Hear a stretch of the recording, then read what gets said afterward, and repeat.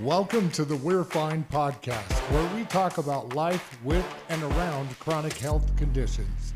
Let's rip off the Band-Aid together and get a good look at what hurts, what sucks, and what is just plain annoying about having a chronic condition. With your host and chronic spinal patient, Jay. I'm fine. This is fine. We're fine. Welcome. I am Jay, your host of the We're Fine podcast. You heard it. We are going to be talking about the nitty-gritty of having chronic health conditions. So why is it the We're Fine podcast? Well, if you've ever had a condition that doesn't go away for 6 months or more, then you've had a chronic condition. And you know the look. People that you know will walk up to you with a mixture of concern, of curiosity, and a little bit of pity on their face, and they will look at you very seriously and they will say, "How are you doing?" And your answer, 90% of the time, because you don't have time to go into the details, or you don't feel like horrifying them and causing them to drop into a puddle of heaping pity, bawling their eyes out for you, is, "I'm fine." So when people say, "How are you doing?" we always answer, "I'm fine. This is fine. We're fine." So sometimes they're curious, sometimes they're prying, but ultimately they can't really do anything for you, so there's no sense in adding their pity to your pile. So we all answer the same, and since we are all in this together here at the We're Fine podcast, we're fine. This is fine. We're fine. So let me tell you a little bit about me. I am your host. I'm Jay. I'm a grown woman. I'm a chronic pain patient, and I'm a scoliosis survivor. Unlike a lot of commonly known chronic conditions, my condition is mechanical. So I don't have an autoimmune disease. I don't have a degenerative bone or disc disease. I don't have heart conditions. My condition is strictly mechanical. My spine is fused. Most of my thoracic spine and actually all of my thoracic spine and most of my lumbar is fused into one big long bone. I can't bend. I can't arch. I have to do physical therapy every day on my own. I go back to physical therapists every so often for effectively a refresher course. But I do have to do my physical therapy every day at home. And medically, I shouldn't be able to walk, let alone half the crap I do. So I am a small business owner a couple times over. I do not sit still ever. An object in motion stays in motion, and I like moving. So away we go. So a little bit about my journey. The scoliosis that I had was missed because I didn't have any outward signs. I didn't have the uneven shoulders. I didn't have the hunch. My hips weren't off, noticeably anyway. And it wasn't until a school physical when I was in 7th grade, so it was the beginning of the school year, it was August, that the doctor did the finger test, because that's pretty standard for 12 and 13-year-old boys and girls. And the finger test where they have you bend over and they run their finger down your spine and they're feeling for your vertebrae. So as long as they can feel your vertebrae, you're good. If they can't feel them, then they start to worry a little bit, like maybe you have a little bit. So up to a 10-degree variance is considered normal. That's not scoliosis. If you have under 10 degrees, you do not have scoliosis. You're just normal, and that's okay. That's actually preferable. You should be happy that that is the case for you.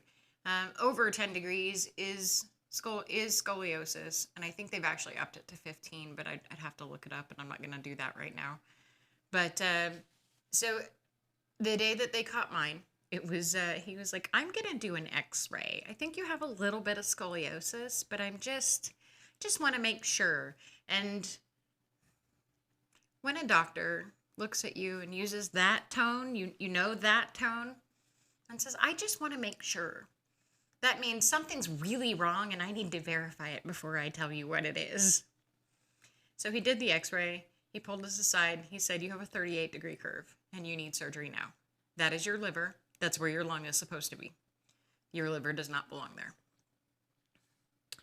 So it was 38 degrees in August. I saw the specialist, the surgeon, the pediatric orthopedic surgeon for the first time that we were able to get in was in October, I think it was.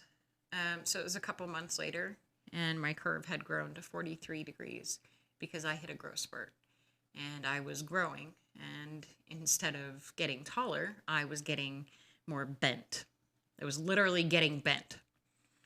So they had originally planned on doing the surgery over the summer break, and they decided maybe Christmas break would be better.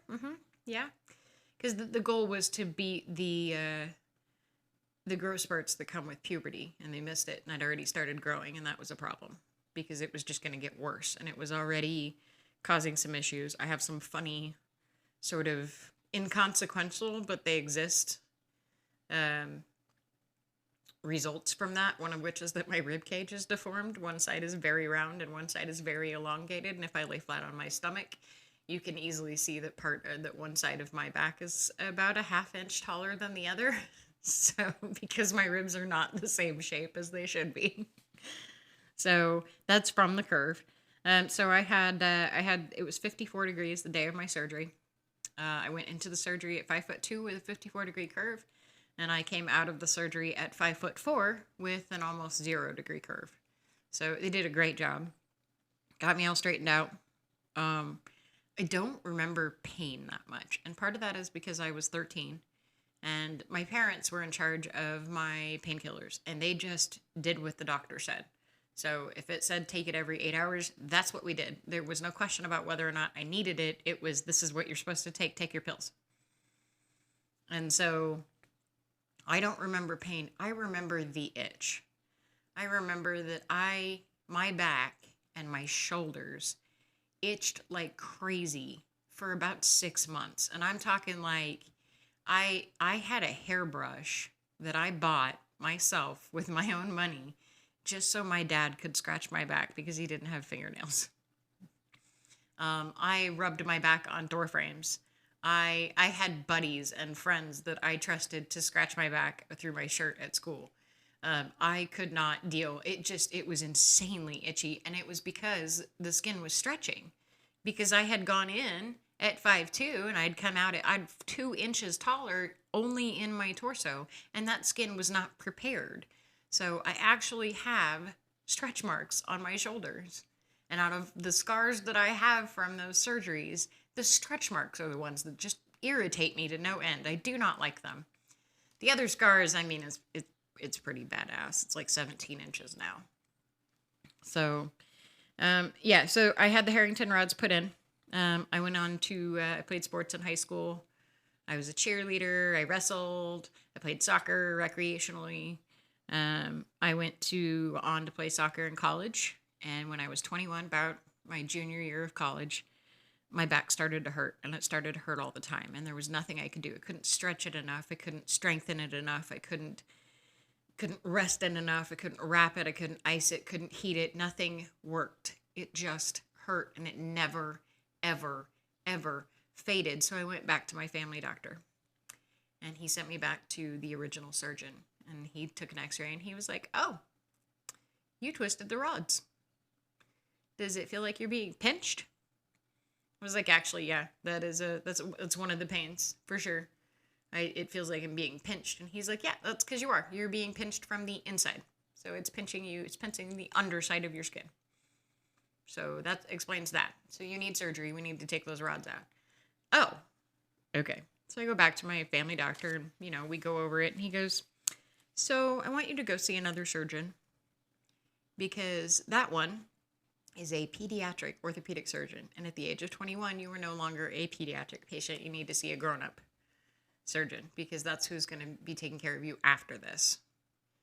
I was like, okay. So I went to an orthopedic surgeon, like just a normal adult orthopedic surgeon. And he looked a little more in depth. He frustrated me to no end because he didn't necessarily agree with the you need surgery. He kept saying, "Well, you're too young." And I'm looking at him like, dude, that ship has sailed. We are past too young. That was 8 years ago. We're done with too young, bro. And but he did kind of, and he ended up finding that I had not only twisted the rods, but I had completely blown out a lumbar disc. And I'm talking like he ordered a procedure where they inject CAT scan into your disc. And if your disc is normal, it feels kind of odd, like there's an extra pressure there, but it's not painful. It's just like weird. If your disc is not normal, it recreates the pain that you've been feeling very suddenly and very intensely. I came off the table from flat on my stomach to standing next to the table screaming, "Oh my God, I'm going to kill you," at pretty much anybody. And at one point, because he did inject that same disc twice, but at one point I realized all of my nurses were large, muscular men as they were forcing me back down onto the table, and the anesthesiologist is turning a knob going, "It's okay, sweetheart. You're going to be done in just a second." I was high as a kite. So yeah, I didn't enjoy that one, but we did discover that the CAT scan dye was not staying in the disc. It was puddling off to the right side because the disc no longer had a right side. So the pain that I was feeling was a chemical reaction between the enzymes from inside the disc and the nerve endings that my brain didn't know what to do. So my brain was like, yeah, we're going to call that pain. And it sucks. And there's nothing you can do about it because you can't fix that. So Dr. Alan Moskowitz, I'm going to call him out by name because he's amazing.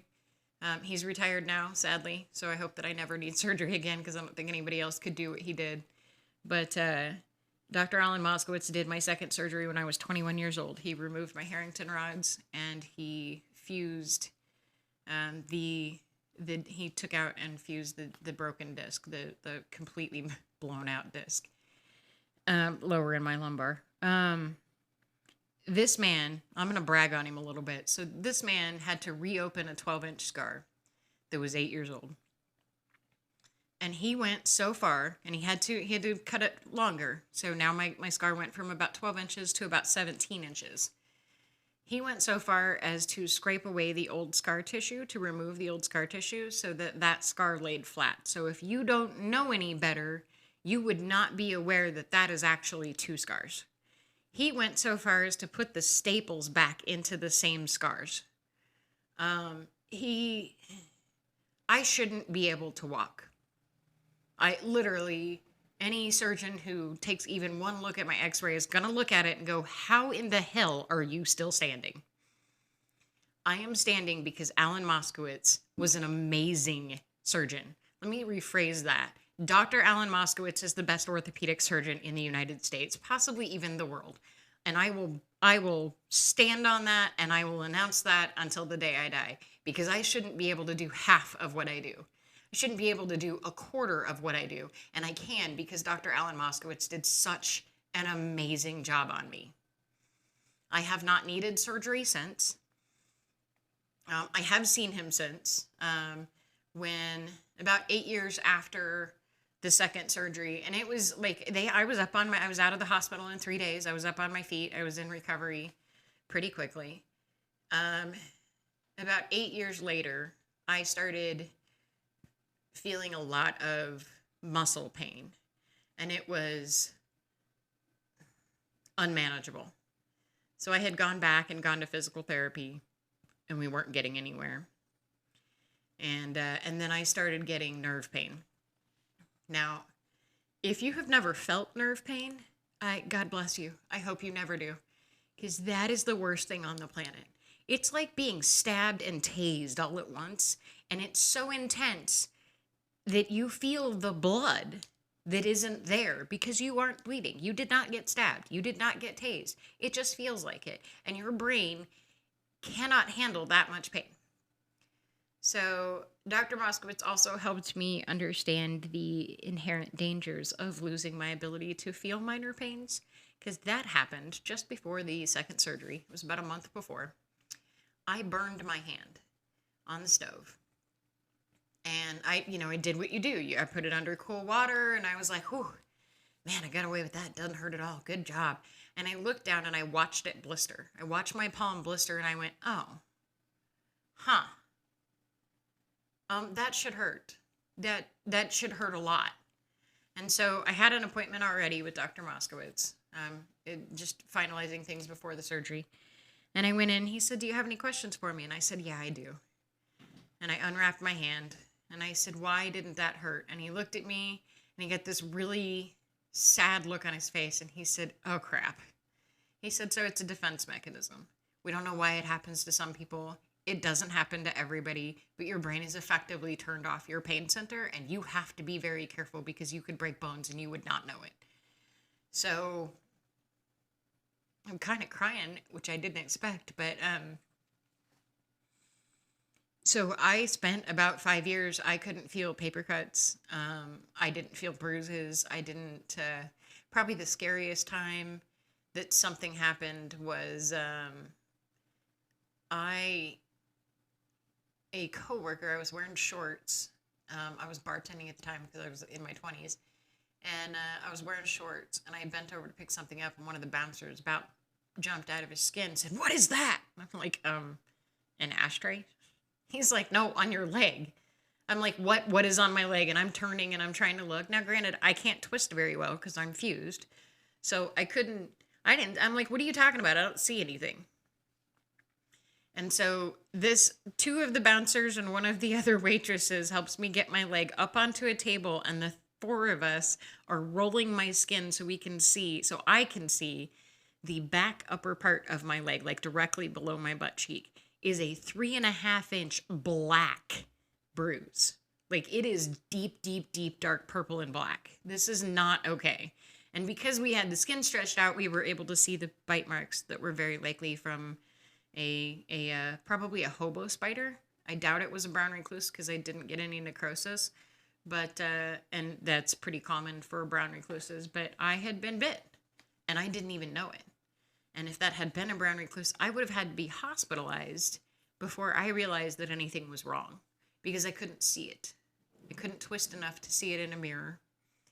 And I had no reason to look back there because I didn't feel anything. So that was probably the scariest time of not feeling pain. About 5 years after my second surgery, I was sitting in the office with a bunch of people that I worked with. At that point, I was, had finished college and I had an office job, and I got a paper cut. Simple. I mean, you do it all the time if you work around paper. I got a paper cut and I went, "Ouch." Hey, ouch. And all of my coworkers looked at me like I'd lost my mind completely and went, "Yeah, paper cuts hurt." I'm like, "Right. Of course they do." Yeah, totally. Most of the time I don't know I've cut myself until I see the blood, but that's cool. I felt it and I'm happy about it. So that was, it took like 5 years for me to actually feel a paper cut, and it's still not constant. It's not a consistent thing. It's now been 25 years or more. It's been over 20 years. It's actually been almost 25 years. And,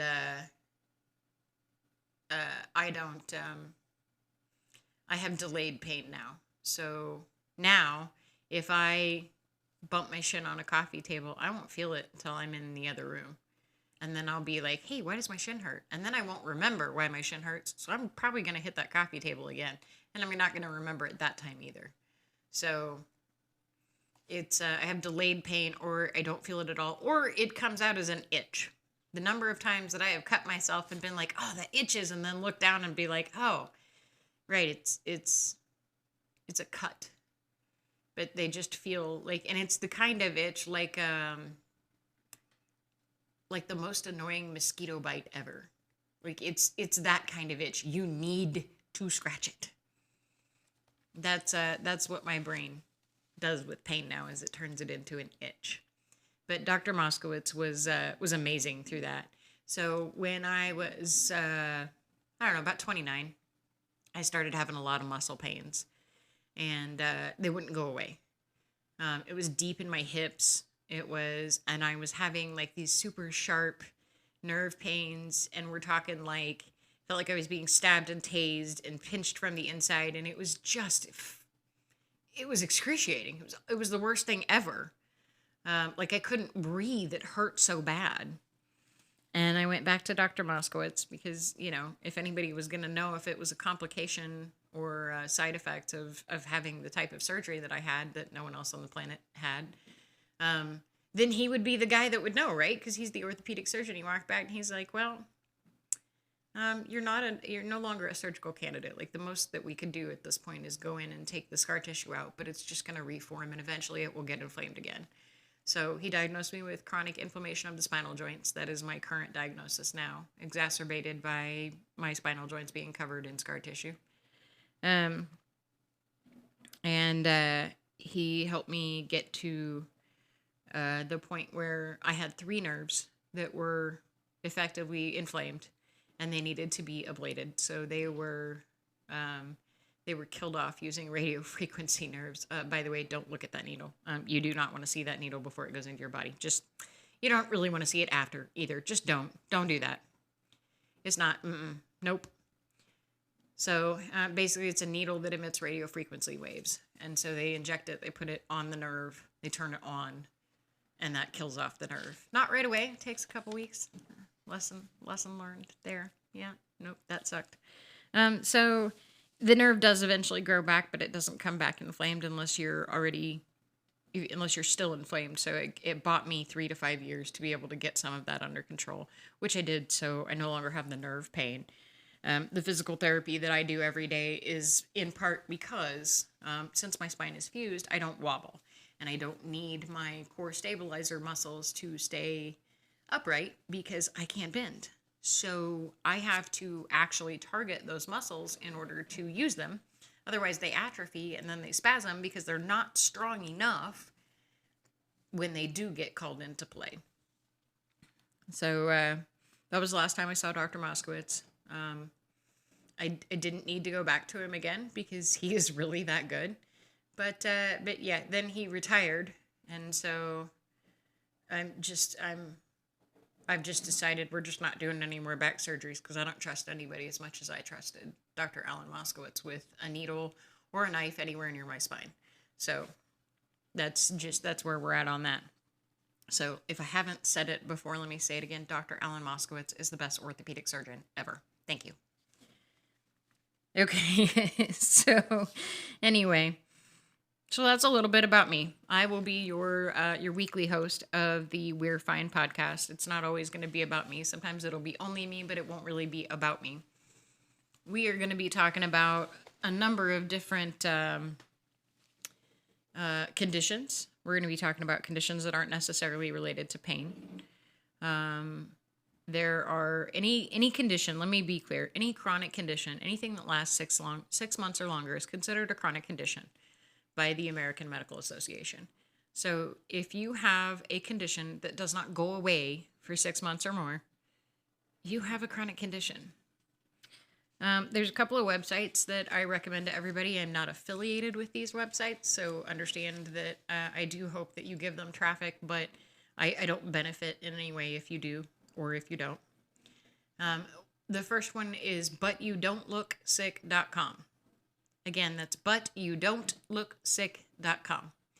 And on that website, you will find spoon theory. You may have heard of people referring to each other as spoonies or using phrases like I'm running out of spoons or I'm all out of spoons or I don't have enough spoons. Spoon theory is a method of quantifying how much you have in you to get through your day with regard to your condition. So, for example, if I'm having an especially bad day, tends to happen in the springtime for me because storms, and storms hurt. Storms cause muscle spasms. They're just harder on my body. I don't know why, but they are. So during the springtime, I might have, on a particularly stormy day, I might have fewer spoons than normal. So I might have a shorter temper. I might not have as much energy. I might not be as productive.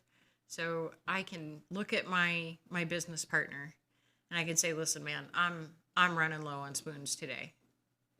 And because I have introduced my business partner to the spoon theory, my business partner understands that if that means that if I'm short-tempered today, I'm not mad. It's nothing that he did or didn't do. It's nothing that any member of our staff did or didn't do. I'm having a bad day. It's all me.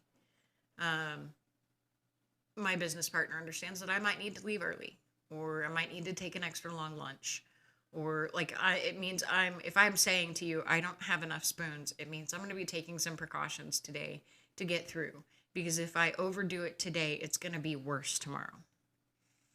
So butyouDon'tLookSick.com. Look up spoon theory if you're not already familiar with it. That is possibly one of the greatest advances in the treatment of chronic conditions that I've ever heard of. And it's not even, she's not a doctor. She's like us. She has her own condition to deal with. I believe her condition was lupus. So, butyouDon'tLookSick.com, that's one of the websites I would recommend. So we're going to deep dive into things like that help us, that aren't necessarily medical. And we're going to talk a little bit about we're going to talk a lot, actually, about the mental health aspects of having a condition that takes a long time to go away, or for some of us, like me, are never going away. I will have a fused spine until the day that I die. You can't unfuse a spine. It's just not a thing that occurs. That would literally require breakage. And we don't break spines. That's not a thing that anyone should be doing. So, so we're going to be talking a little bit about that. We're going to be talking about alternative therapies that we've tried, that we've heard of, but we are not ever going to say, have you tried? My sister's brother's nephew's uncle did this, and oh my gosh, I just swear by it. You should try that. Have you tried? We're not doing that. Okay, that's not. We are probably going to talk about how irritating that is. Because boy, is it irritating, and why is it always a direct sales, multi-level marketing pyramid scheme, something or other? That's, have you tried, and I'm not calling any of them out by name, but, it's basically, have you tried the latest snake oil from that snake oil company? Like, it's just a miracle cure. It's not. Spoiler alert, it's never a miracle cure. It's usually a multivitamin. It probably has something in it that'll, give you the runs or something, make you feel like you're juice cleansing. So that's some of the future episodes you have to look for. We're going to be deep diving into some various aspects of having chronic conditions. We'll talk about pain. We'll talk about pain management. We'll talk about physical therapy. We'll talk about service animals. We'll be talking a little bit about everything. We're going to talk about some of the stuff just out in society that's irritating. Like, go to our Facebook page right now. It's the We're Fine podcast on Facebook, and tell us how you feel about fake service dogs. And while you're at it, you might mention how you feel about legitimate emotional support animals. And how do you tell the difference? Where's that line? We're going to be having some guests. We will have guests that have other conditions. We have guests that have expertise. We're going to have one very special guest that happens to be my husband. He will be on a future episode. I haven't nailed down timing with him yet, but he has a condition called atrial fibrillation. And AFib is a heart condition. It's not necessarily painful for most people. He can feel it, but not everybody can. But he has to be very careful what he does with his life. And then he and I are going to have a nice long conversation about what it's like to live with a spoonie and how you deal with it, how you support each other, how you don't, how to be the caregiver when you have to be, and how to know when to back off. So that is, and then eventually, we're still a new podcast, but we're working on it. We're going to get some doctors, some physical therapists, some alternative healers. We're going to get some experts in here and talk about things from their perspective. So go ahead and follow us on Facebook for episode updates, guest updates. If you want to tell us your thoughts on things or leave comments that you want us to mention in a future episode, or if you'd like to be on a future episode, go ahead and reach out.